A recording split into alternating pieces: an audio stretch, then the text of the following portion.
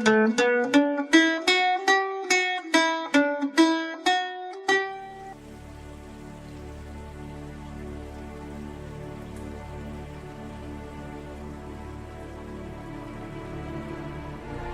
and welcome to Publish Me, a monthly broadcast from the AS21 Podcast Network. I'm your host, Keith F. Shovlin, publisher and chief creative of AS21, and joining me as always is... Hello everyone, this is Paul Dickinson Russell, the author of The Will of the Magi. I hope everyone is doing well as everyone on the East Coast gets slammed by this random hurricane that's not hitting us. Yes. So this is the September 2016 edition of the Publish Me podcast. If this is your first time joining us, each month I check in with Paul as he works on the writing process of his fantasy epic, The Will of the Magi. We'll be getting to him in a second, but talk more about this is chapter 18, and today we have a guest. We'll be talking with poet and AS21 creative Michael B. Judkins about his experience doing a virtual book tour. But first, before we get into that, it's time for the update. Paul, do you have any good news for me? I've been working on the book, but...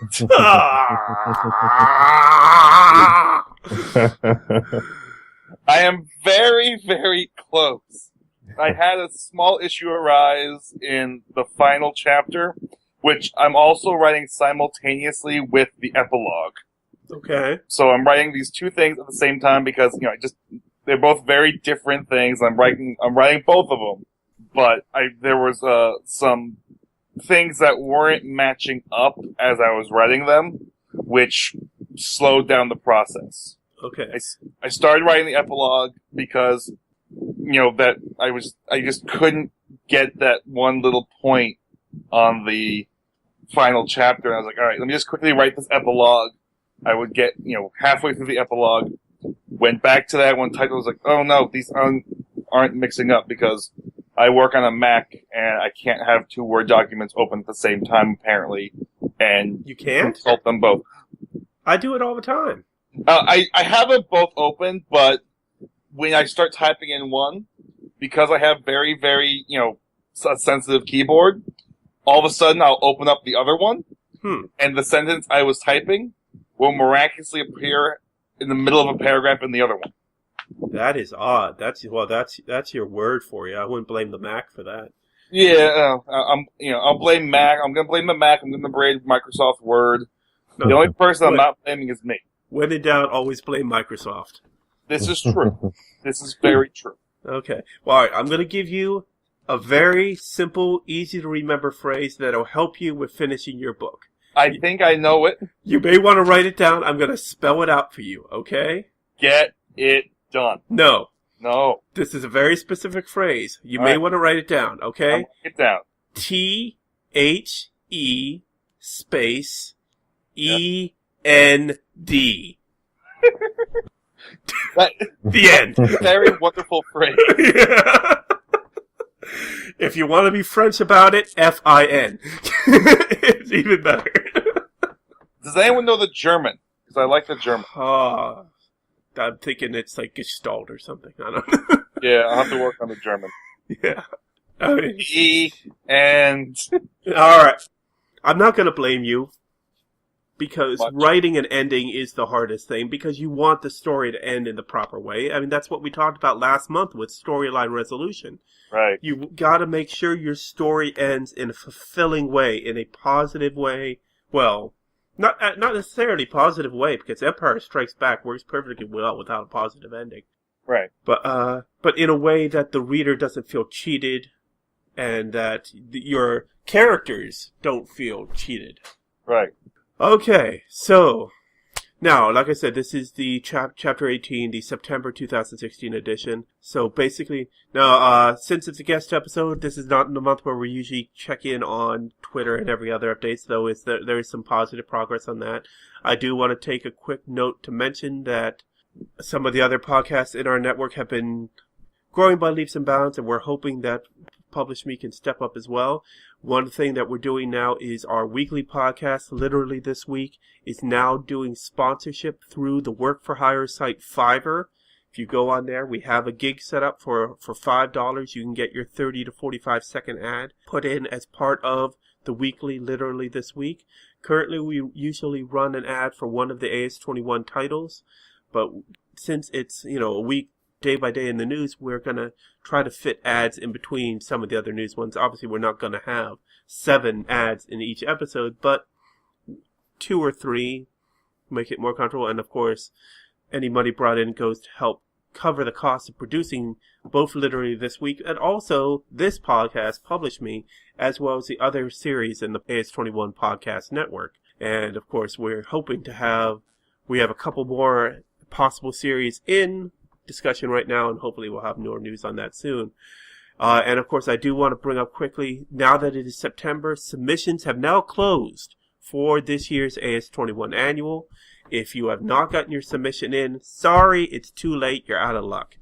We have a ton of great poetry coming in. We have some great short stories, and we have some new interesting things we're able to do since it is an electronic format this year. So we're looking forward to getting our editors to look over it, then our review board to decide the final contributor slate, and we'll be announcing all of that later in the month, so keep on the lookout. We usually do the announcements through the weekly email from AS21. And of course, if you're already a subscriber to the AS21 weekly email, you get a current special right now. Our previous guest on this episode, on this podcast back in July, Bianca Palmisano, has a new poetry collection coming out, and in anticipation of it, she has made her first collection, The Empty Spaces, available for free on the AS21 market. All you need is the code that went out to AS21 email subscribers. So sign up for the email now. You have until October 11th when her new book, Will This Be on the Final, comes out, and you'll be able to get The Empty Spaces for free. Otherwise, it's $4.99 for the electronic, $8 in print.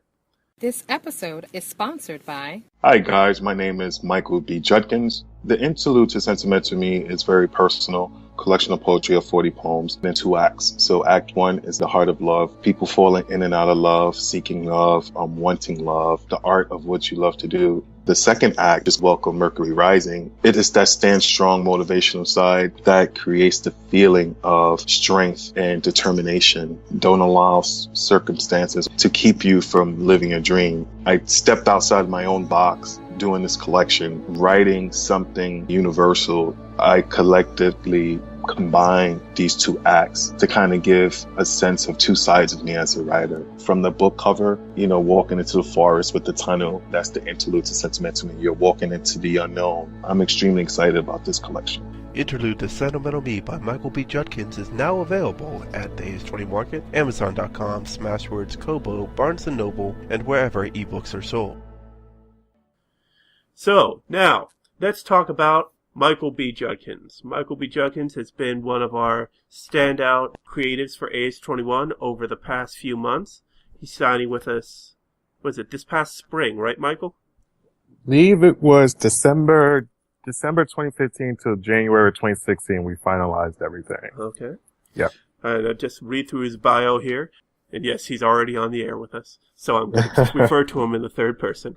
Born in the Bronx, New York, along with his 4 brothers and sisters, Michael's childhood memories, although bittersweet, provided a rich foundation for him to draw upon later in life as an accomplished author. After spending years immersed in typical reactive adolescent behaviors, Michael began experimenting with other alternatives to developing new relationships and helping resolve social issues. As he took these first proactive steps, the germ of the idea of his first book, Introduction to Sentimental Me, was born. Michael now resides in Allentown, Pennsylvania, and welcomes all readers to feel free to contact him at judkins_Michael@yahoo.com to discuss your reaction to his work or learn more about upcoming releases. And of course, his book Interlude to Sentimental Me came out this spring and is now available as an ebook from the AS21 Market, Smashwords, Kobo, Google Play, iBooks, Amazon, Barnes & Noble, and Ganxi. And you can get it in print through CreateSpace on Amazon. And he was recently here in the D.C. area for a couple of events, one in Leesburg, Virginia, and one in D.C., back at the beginning of August. And we'll be talking more about that. He'll be coming back in October. But the reason that he is on today is because Michael took part in a new opportunity for authors out there. It's the virtual book tour. So we're going to be getting more into discussing that. But first, welcome, Michael. How you doing today? I'm pretty good. Thanks for having me, Keith and Paul, and Publishing Podcast for having me on tonight. Yeah, Thank no you. problem. Good to have you. So, Michael, what brought you to the virtual book tour in the first place? Actually, it was something I've been researching for since my first collection, but I didn't take the initiative to start it. I was just doing research on a couple of companies and, do Google search and kind of figure out what does it entail to actually go forward with a virtual book tour. When the Interlude came out, I knew I had something special with this collection and I wanted to bring it to the masses as to kind of grow my audience. So I wanted to step outside of my norm readership right now, and I wanted to kind of capture a whole different audience. So I contacted I Read Book Tour, and they was fabulous with me, and we kind of cultivated a book tour, a spotlight tour actually, which consisted of 18 writers and poets blog spots, or bloggers, so to say.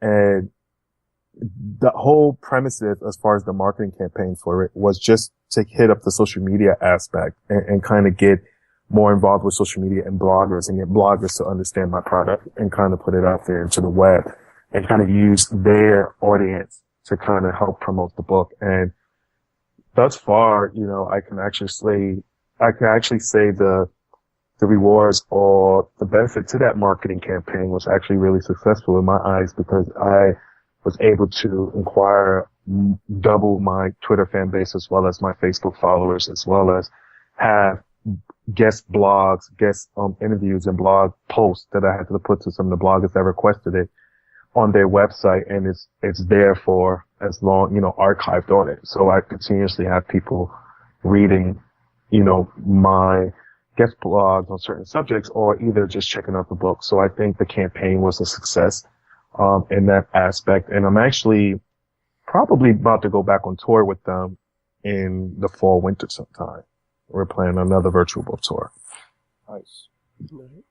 I'm looking at your tour page on ireadbooktours.com, and I see, so from June 27th to July 8th, you did a series of giveaways, guest posts, and author interviews.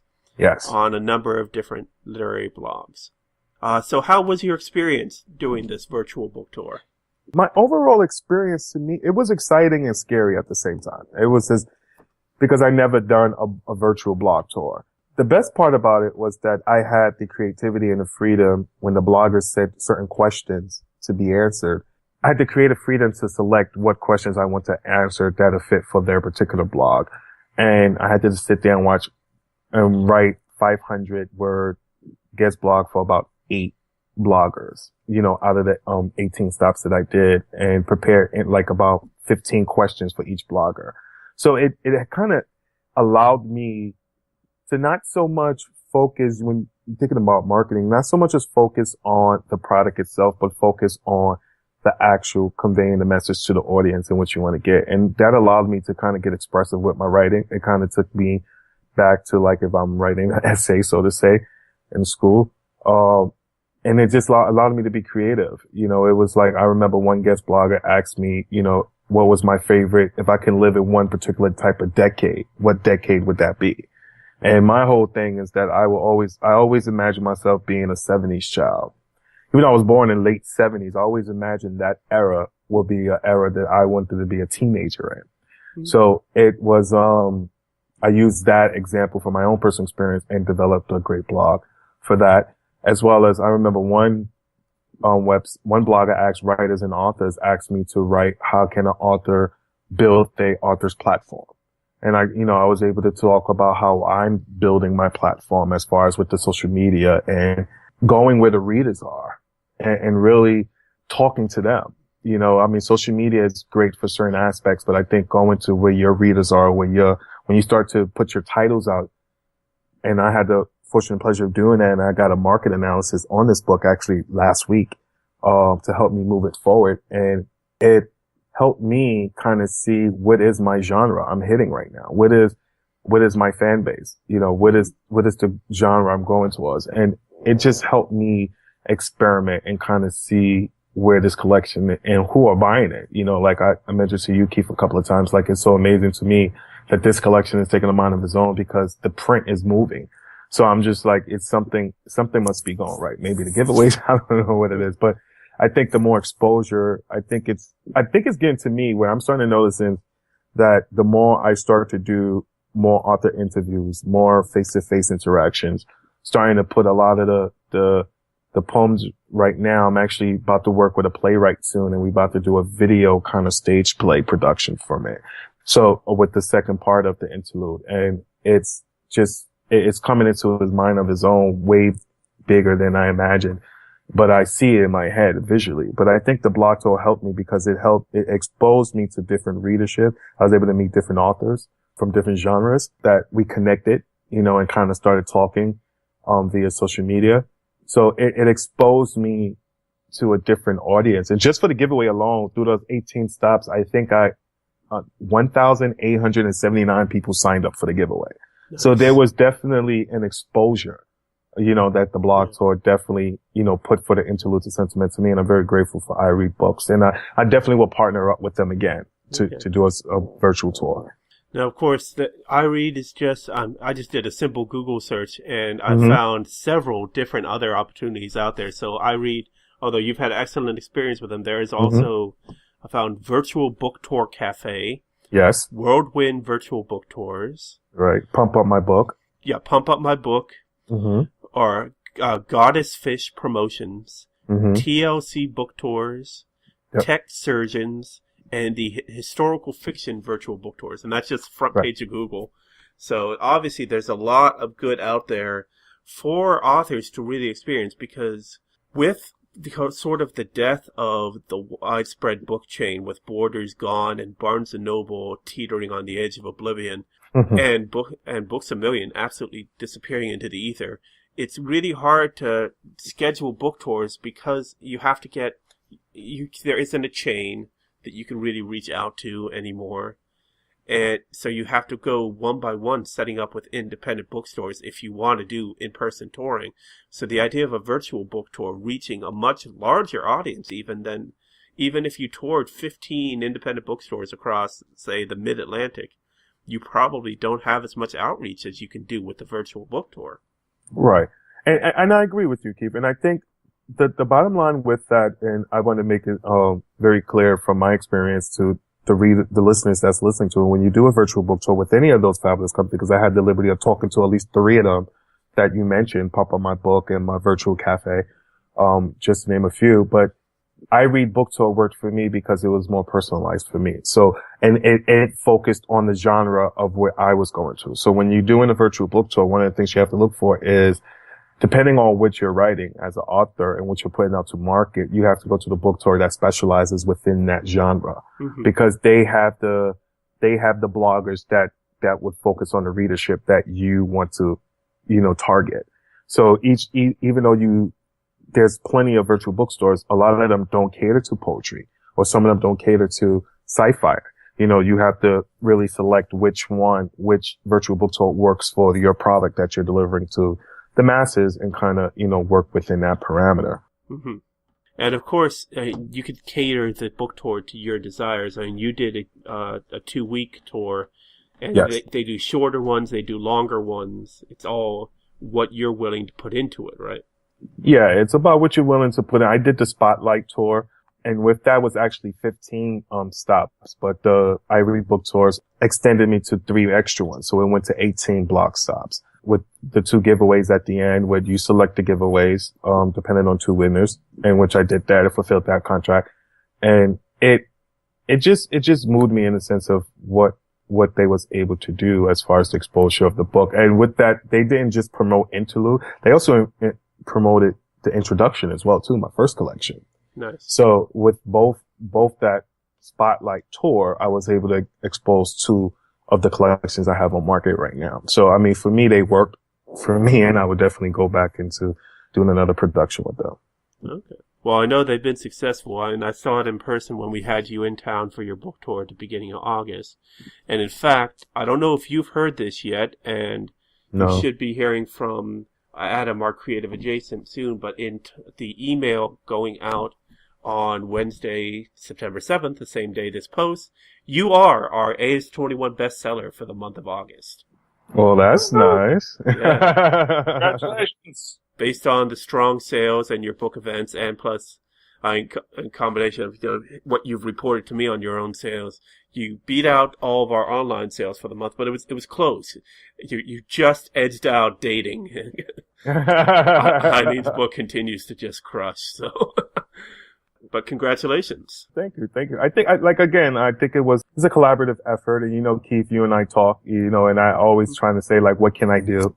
Because not just as an author, I think as a growing entrepreneur, I think it's important to understand marketing. It's important to understand advertising, not just for your product and not just be a creative. So I think with that both being said, I really always wanted to know, what can I make get better? What can I do to improve? So that's why all the conversations I always have with you is based on that. Really, it's like, how can I improve it? What do I need to do? Just to go off topic a little bit, I just switched. I work as a professional therapist, mental health therapist, and I switched jobs now I'm working with the East Stroudsburg School District as a school-based therapist, and it frees up. Now I'm just working days. So I'm out 2-3 o'clock in the afternoon now following the school schedule. So it's like, it opens me up more to do a lot more stuff that I can do than working a second shift, 3 to 11, and you're stuck doing nothing. But thank you. I appreciate that for the support. No problem.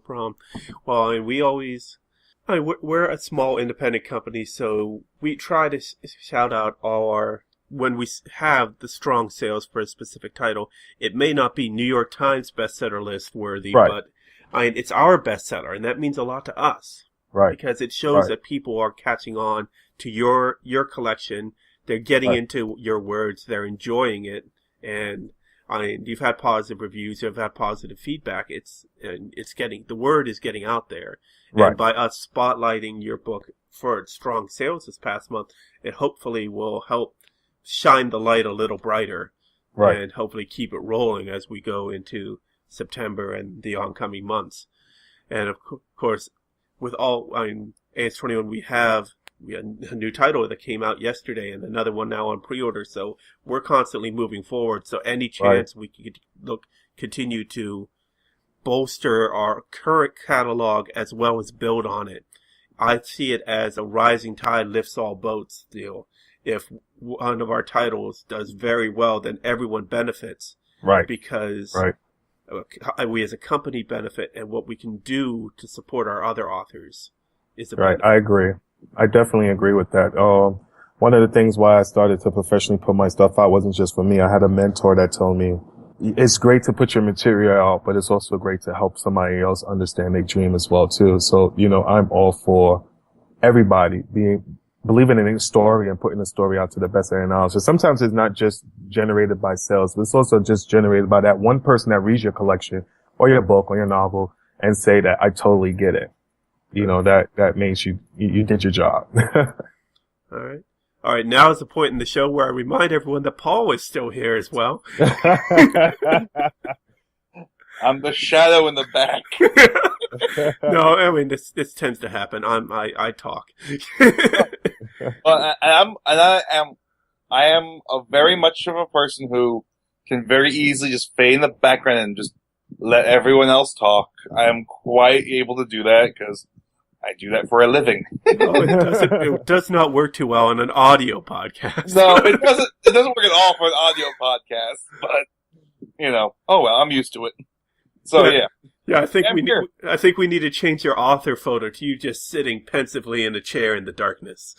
Well, I mean, like the way I have it right now with the light shining behind me like I'm Christ, also works really well. Yeah, that's true. I got the light bulb right behind my head right here. It's great. Okay. So, Paul, now that I've covered a lot of a territory on this, any questions for Michael? So, with these online book tours and all these things, you're filling out, these quick blurbs, basically, from what you said about these online blogs, right? Right. Because of that, have you had the experience of other blogs just randomly approach you for that? Yeah, I had out of the 18 bloggers that I went on this particular tour with, I had 2 actually that contacted me or DM'd or IM'd me. And, they just wrote a simple question, send me a message saying like, hey, I got great response from your cover art and your guest blog.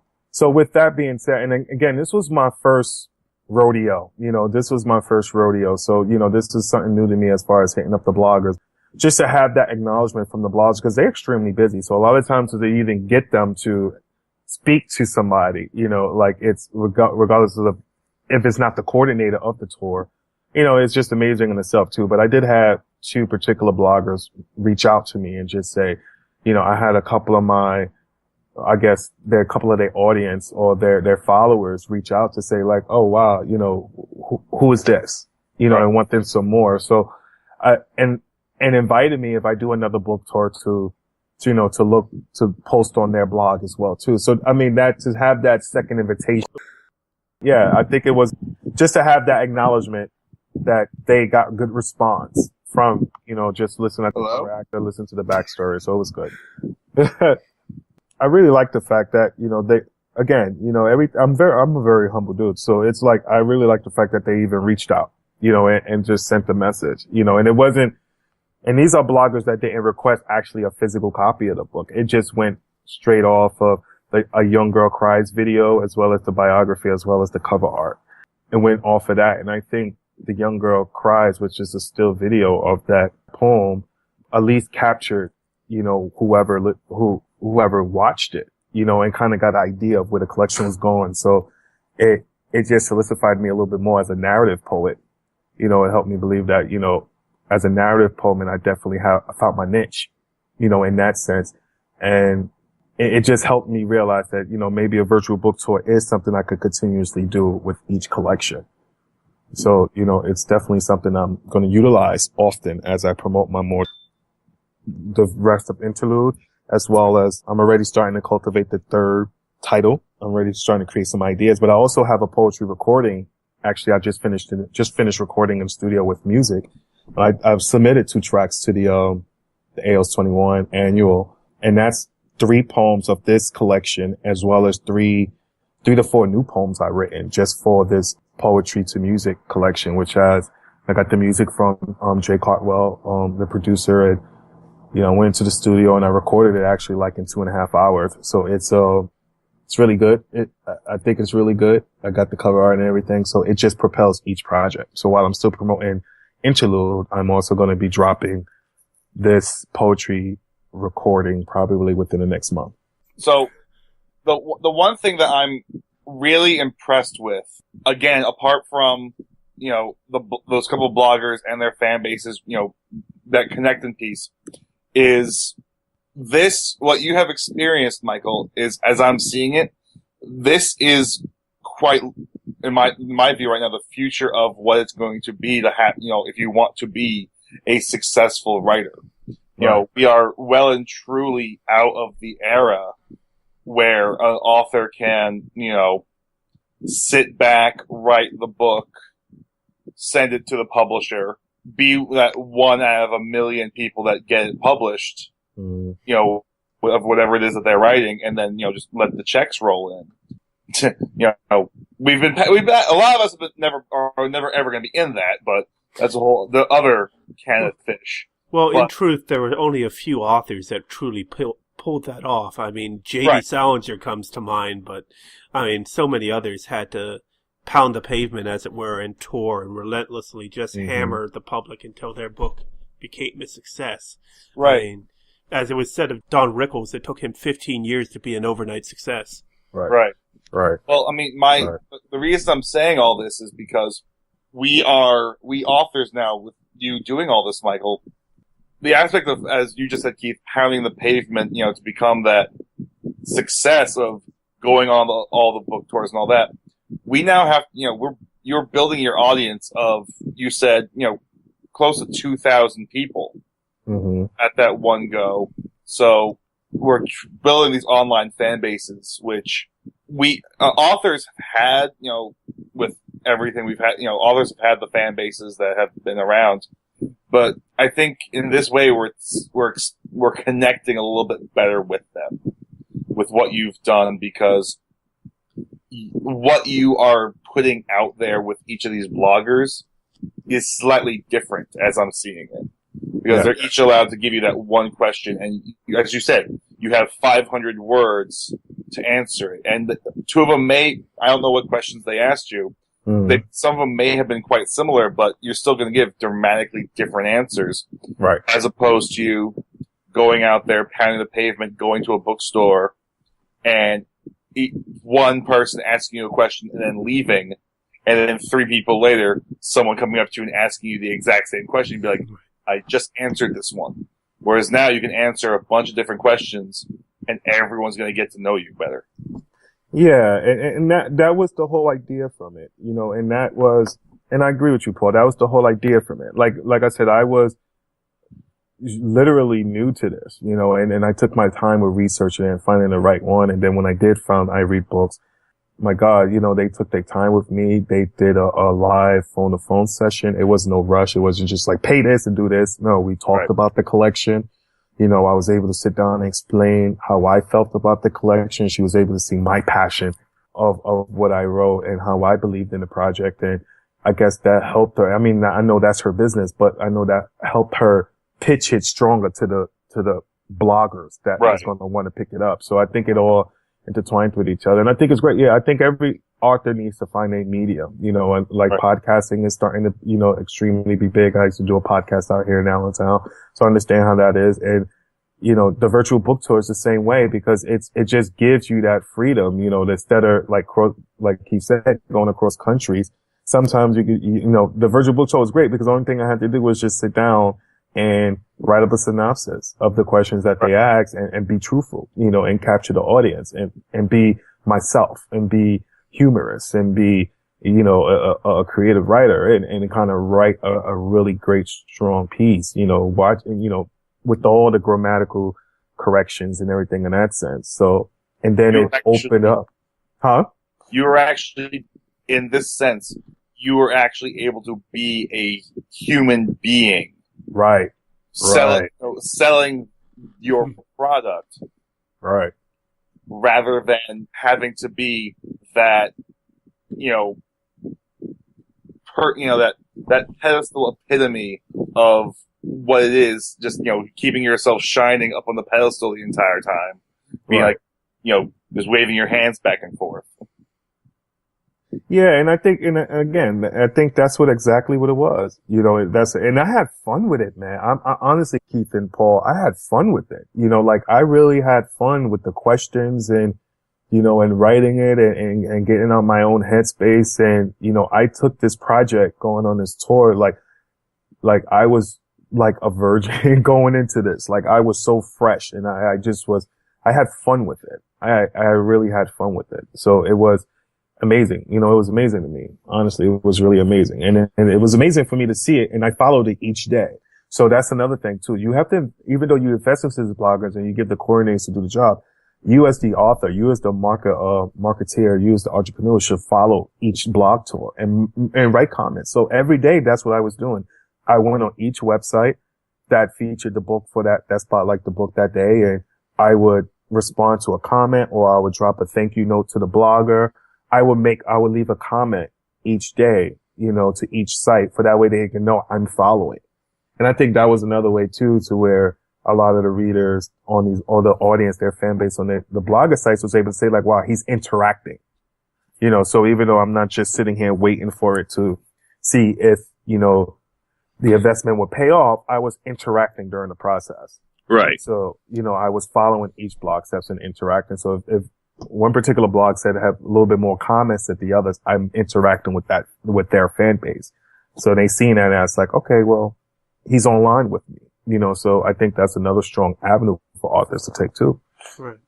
Mm-hmm. Because the authors, again, they're able to, you know, not physically see you, but they are able to, you know, see your presence and know, hey, this is someone I can actually address now and I can actually comment to them. Whereas the old adage of, you know, J.D. Salinger, where you wrote him a letter and it wouldn't get answered. The old fan base, the fan mail adage of authors. Mm-hmm. If you wrote 1,000 letters to one person, you might get one answered, because Right. that's just what it was. But here you are, you get to have that interaction with the fans. Yeah, and it was the interaction. And you know what? And that's funny that you say the one thing, because I thought that too. Like, you have to capture a big audience, and you do. Ultimately, you do. But one thing I learned, especially with the Interlude collection, is that sometimes the most intimate crowd is the loudest roars. Like, I noticed, 2 or 3 people in your audience would be the ones that are interact with you and actually go buy the book, compared to like having 15, 20 in your audience and only one out of that 15 will buy the book. Right. I think more of that intimate setting, the fans get to meet you. And I think that's what one of my mentors always explained that to me too. Is like, when you go out and do anything, I do radio as well, and I do songwriting. So even when I go out or I'm trying to write a song or with poem to song, or I'm doing radio, it's one of the things to where the listener wants to hear you, like, they know you have a product. They know you do this. They might want to hear 2 seconds of your product, but they want to get to know you. And I think the more that you put that out there, especially I notice in poetry, they want to hear you speak. Poetry's performance poetry. They want to hear you speak, but they want to get to know you, and they want to who you are, and what's your creative process. I found that sold me more books this go around than just doing regular promotion, having conversations with people. All right, we've had a very good discussion here, but I want to make sure we've covered a lot of the positives of it. What we like to do here is also look at, there might be negatives, obviously. I mean, nothing is all rosy perfect. So part of the Google search on my own little bit of research, I also looked up any problems that people have had with virtual book tours. Yeah. And one major came up with avoid the company called Reader Addictions. Apparently they've been listed on the Ripoff report. They've been frauds and shysters, and they take your money and don't really deliver on anything. Right. Now, I have an article here written in 2013, so obviously I've been missing the boat on virtual book tours. They've been around for a little while now. Yeah. From the Killer Book Marketing blog, with 3 problems they found with virtual book tours. So I'm going to list off the problems here, and Michael, you just give me your own reaction to what they're saying here. And then, of course, afterwards, go through them. Anything else that you can think of that might be a negative. I mean, obviously, the number one that comes to mind is if you don't do a good job answering your questions or writing your blog posts, people aren't going to have a lot of faith in your book. So, but all right. So here are the ones from the list from Killer Book Marketing. Number 1, did the book tour actually do anything? And I think we've covered that one pretty well. Yeah. I know for me, doing a spotlight tour, it showed results as far as the increase, as far as getting the book out there, hitting up the bloggers, as well as increasing my followers and interactions with other authors and some readership. So I think, again, for me, it did my intentions on what I wanted to do with that spotlight tour, what I paid for in that sense. Now, again, like in any business or any type of investing, marketing, your marketing campaign is only effective. The return to come back from, you might not see it until down the road. There's never no immediate turn, if you're doing the marketing. So I think in my project, I think, and what I wanted to do with the virtual book tour, I think it did that for me. It gave me the exposure I wanted to from the social media aspect. Would I say that it will work for everybody? Not really. Again, it's what you put into it. If you're not following the bloggers every day on your tour, if you're not connecting with the bloggers, these are people that's taking their time out to upload your stuff on their website. Yeah. So that little courtesy to kind of say thank you, for that goes a long way, and they'll remember you. And when you go back on tour, they want you to come back on their blog. So I think building relationships, I think that's the whole key, is to building the relationship with bloggers, especially in the social media aspect, especially with books. building a relationship with the bloggers. So it's what you put into it. Anything that you do, it's what you put into it. Okay, and that kind of leads in nicely to the second point that this blog brings up. Some blogs have no real audience. That some of them may be book blogs in name only, and they're really just there to be part of this virtual tour. I mean, they don't really actually have a following, don't really have people that are reading their posts. Right. As you said, you converse with the bloggers. You're actually working with them. You're checking how the reactions you're getting. So right. If you're not doing that, then obviously you're going to get caught. You can get caught in having a blog that really is nothing. Yeah. It's that, and it's also about doing your research. Like I said, before I decided to go with I Read Book Tours, like the virtual book companies that you all mentioned earlier, Keith, I chatted with each one of them. Pump Up Your Books and Virtual Book Cafe I had discussions with. And I think, through emails, to phone conversations, I was actually going to do my virtual book tour with Pump Up My Books. And then I just felt a better connection with I Read Book Tours. Okay. And I felt a better connection with that. And I felt like it could be a collaboration effort. And it definitely was. And it was something to where I could say that it is all about what you put into it. It's not going to sell you 5,000 books if that's what you're expecting to do. It's going to give you the exposure that you want to put it. There's some people that go on virtual book tours for months, like literally have them set up to go on 2-3 month virtual book tours. Some people go on 2 weeks, some people go on a month, so it really depends on what's your promotional campaign, what are you marketing, and how long your marketing campaign going to run, that determines how successful your product is going to be. Once again, you roll right into the next one, because the third one they give is the rip-off blog tour services. Right. The place where the whole service is a fake, where, they don't really have connections with book blogs. They only have their own, 15 sites that they dump your stuff on, and no one ever sees it, and they charge you a mint to do it. So, and it sounds like you covered your bases pretty well there by not only doing the regular research and visiting the websites and comparing and contrasting services, but actually getting on the phone with them and really learning how you would be treated and how you'd be valued as a customer. Yeah, and I think that was key to me, because anything I do, especially going into a new platform like this,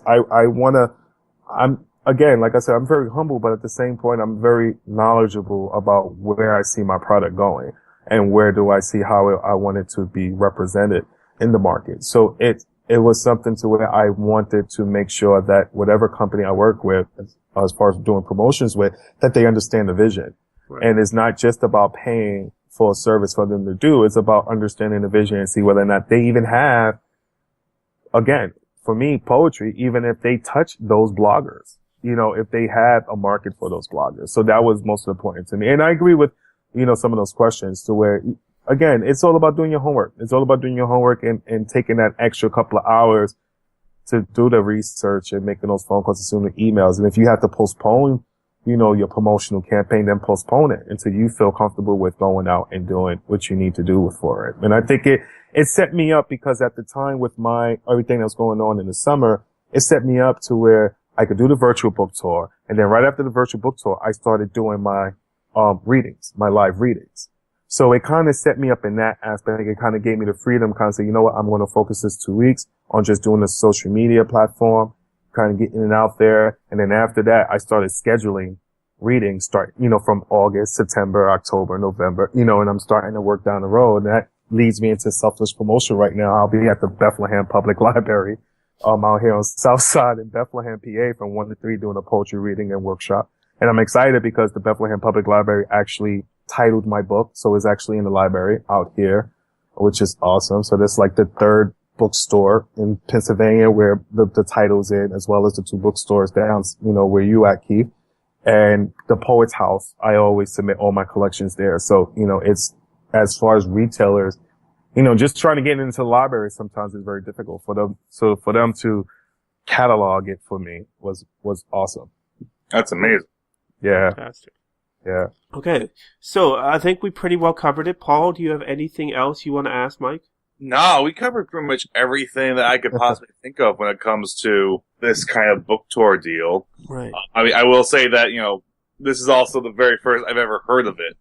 Right. When, Keith mentioned that this will be our discussion point, I was like, I've never heard of that before. So there's one person we have reached with this podcast. Okay then. So All right. learned something new today. Now I have something else I can look into. Yay! Absolutely. Yeah, definitely, Paul. Look into it, see where it fits you. I think it'd work great with novels, and kind of the titles that you're working with too. So, but like, again, my suggestion, I won't even say my advice. My suggestion would be is look for the company that works for your work for your title. Right. Yeah. I mean, I will say, that's always the fun part of an author, is finding that. Yeah. Let's bring this to a close. So, of course, you'll be able to find Michael not only he's been contributing to the Passion on the Page Poetry podcast. You can find him online, as21.com/creative/Judkins. We have several events coming up for him. Not only do you have this weekend at the library in Bethlehem, but then you also will be back in the DC area the first weekend in October, back at Leesburg First Friday on October 7th, where you'll be at Books and Other Found Things. Then the next day at 2 o'clock at Walls of Books in Washington, D.C. for a live reading. Yeah, and I am going to do the walk with you. Yes, and Michael will also be joining us for the Walk to End Alzheimer's. Yeah. As AS21 has a team organized, we currently have, I don't know if you've signed up on the website yet, Michael. No, I have to sign up. You have to resend me that link, please. Okay. We currently have a few team members, and we're looking to raise a couple $1,000s to help end the horrible scourge upon humanity that is Alzheimer's disease. It was with great sadness that I saw the passing of the comedic legend Gene Wilder this past week of Alzheimer's. When you hear of a legend passing, it really gets you, and then hearing that it was Alzheimer's just makes it all the worse. Knowing the loss that happens there. Right. So that walk will be coming up actually the day after the next episode of this podcast airs. So next October 8th will be the walk, followed by Mike's event at Walls of Books in Washington, D.C. And we'll try to see if we can squeeze in a few more events in there while he's in town. And, of course, there'll be more stuff coming up. So check out events.as21.com and as21.com/creative/Judkins, Judkins, just in case you can't understand what I'm saying. It is a funny name. Hey, you're talking to Shovelin here. I've had to deal with this my whole life. All right. So thank you, Michael. Any other thing you want to share? Anything else you want to promote? Of course, I definitely want to thank Keith and Paul and Publish Me Podcast for having me on tonight and sharing my experiences, as well as just, the support that AOS21 Publishing has given me in this title, and the other AOS21 collectives. Just keep pressing forward with your collections. I look forward to hopefully meeting you guys one day. And hopefully, the poetry reading, vocal recording, my next release, should be coming out.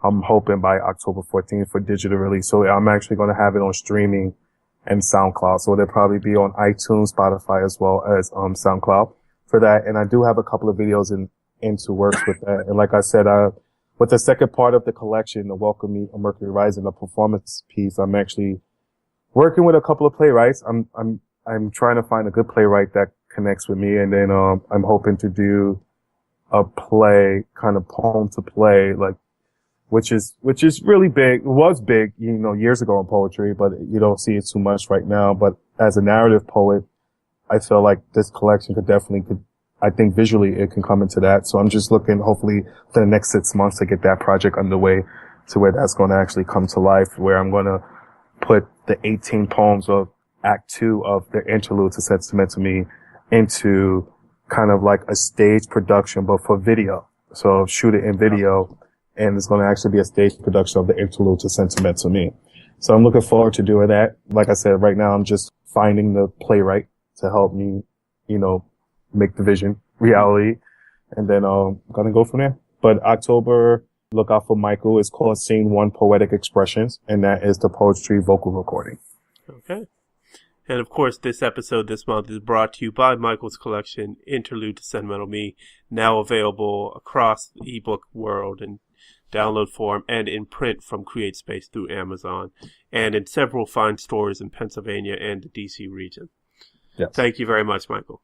Thanks, guys. Have a good night. Have a good one. Okay, so now this concludes Chapter 18 of the Publish Me podcast, Virtual Book Tours with Michael B. Judkins. Next month, for October, we'll be back with just me and Paul, in which I'll be talking about book festivals. Ooh. And Paul is welcome. I don't know, Paul, if you have much experience with them, but the reasoning, the timing reasoning is because we've got a double whammy of book festivals in the DC region coming up in September. We have the National Book Festival on September 25th at the Washington Convention Center in Washington, D.C. And that week from September 26th through early October is the Fall for the Book Festival at George Mason University in Northern Virginia and the surrounding area. So I'm going to be attending probably at least the National Book Festival and maybe some others.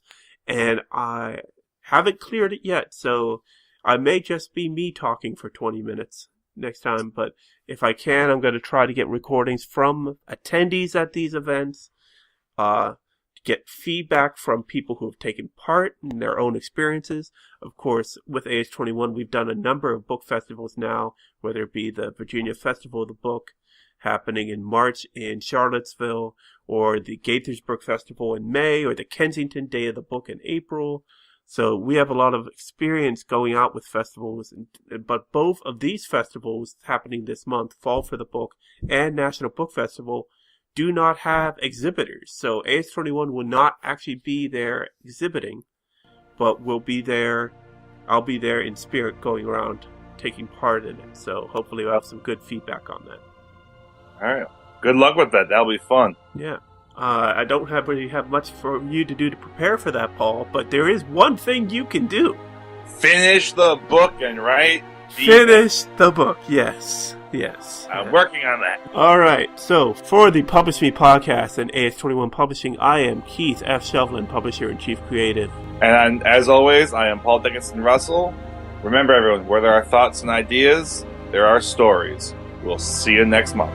Copyright 2016, AS21 Publishing, LLC, all rights reserved. AS21 Publishing.